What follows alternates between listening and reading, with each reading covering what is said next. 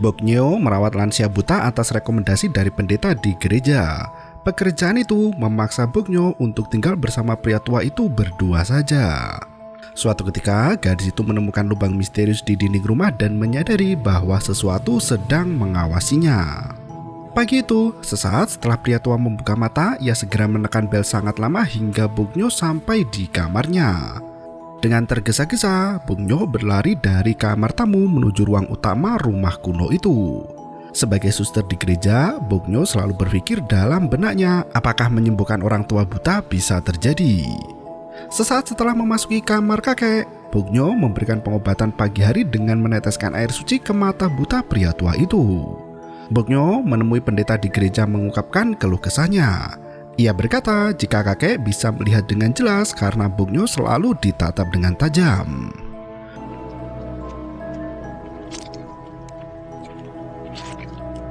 Pendeta mulai mempertanyakan apakah Boknyo tidak mau melayani si kakek buta. Pertanyaan itu menyudutkan Boknyo untuk tetap menjalankan tugas mengobati mata buta kakek sampai bisa melihat lagi. Malam harinya, Boknyo hanya tidur mengenakan pakaian tipis karena suhu udara terasa sangat panas.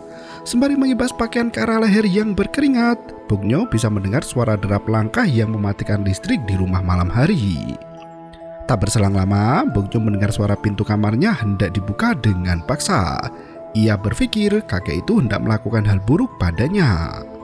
Meski cerita Boknyo membuat pendeta khawatir, namun ia berkata jika kecurigaan adalah dosa paling dibenci Tuhan.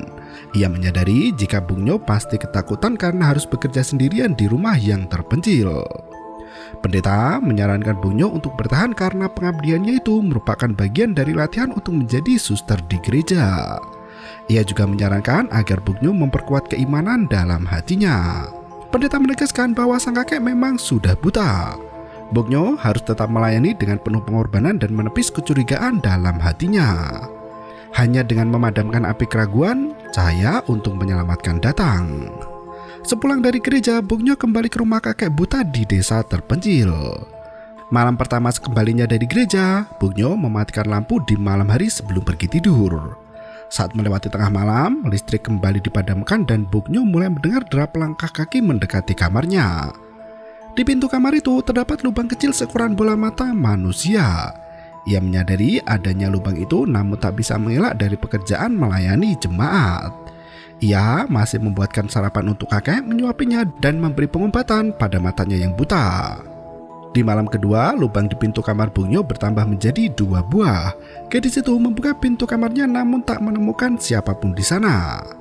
Paginya, ia menggantikan pakaian kakek hingga pisau simpanannya terjatuh ke lantai. Kakek sama sekali tak terkejut melihat pisau itu menandakan jika dirinya memanglah buta. Seperti biasa, Boknyo menemani kakek jalan-jalan di teras rumah dengan menggunakan kayu untuk membantu kakek berjalan. Boknyo tak lagi berjalan di belakang kakek dan hanya menunggu hingga si kakek selesai. Malam kelima, lubang itu semakin bertambah banyak menjadi 5 buah. Boknyo kembali melakukan aktivitas rutinnya bersama kakek. Hingga di malam ke-8, lubang pintu sudah genap menjadi 8 buah. Boknyo sudah siap dengan pisau kecil untuk menusuk mata yang mengintip dari lubang itu. Kali ini, listrik benar-benar padam. Gadis itu melangkah perlahan mendekati pintu dan membukanya perlahan. Ia tak melihat ada siapapun di sana, namun saat ia menoleh ke arah tempat tidur, seorang nenek tua tidur dengan mata terkena sinar terik yang membutakannya.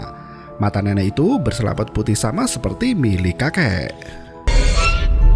Boknyo yang ketakutan pun memejamkan mata sambil berdoa berharap sosok nenek tua itu segera musnah.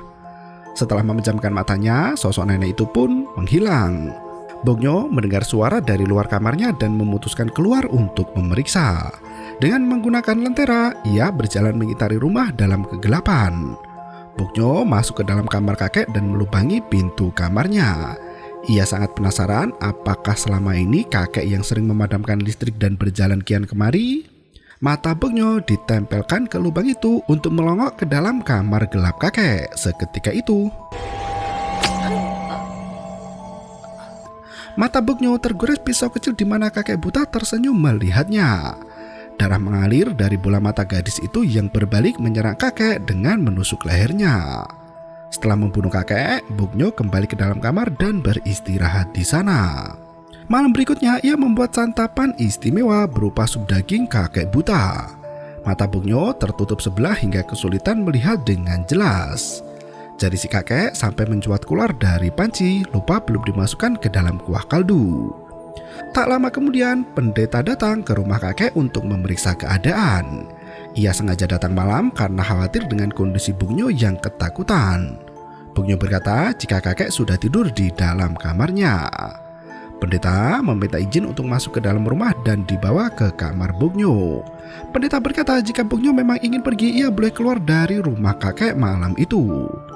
Bugno tersenyum dan berkata jika ia ingin tetap tinggal di sana karena kondisinya kini semakin membaik. Saat hendak memasuki kamarnya, sosok bayangan manusia terlihat jelas berada di balik pintu menunggu Bugno datang padanya. Gadis itu sangat penasaran siapa yang berani masuk ke dalam kamarnya. Ia hendak mengintip sekali lagi siapa orang itu. Listrik malam itu tiba-tiba padam tanpa ada yang mematikannya. Karena Bugno hanya berdua dengan si kakek, pendeta mengira jika orang yang ada di dalam kamar Bugno adalah si kakek buta. Gadis itu bersikeras jika sosok bayangan di kamarnya bukan kakek buta. Pendeta melangkah pergi mengabaikan suara Bugno yang ketakutan dalam gelap. Gadis itu memberanikan diri untuk membuka pintu kamar, namun tiba-tiba film pun berakhir. Dalam pembuatan skenarionya, kisah ini ditulis ulang oleh Kim Jung Min dari cerita asli Edgar Allan Poe yang berjudul The Telltale Heart. Kengerian berfokus pada lubang kecil di mana orang sering terbayang ada mata mengintip dari sana. Kecurigaan itu tampaknya hanya sia-sia karena kengerian hanya sebatas berjalan di otak manusia dan tidak benar-benar terjadi. Tenggelam prasangka karena sesungguhnya prasangka adalah seburuk-buruknya perkataan. Terima kasih dan sampai jumpa.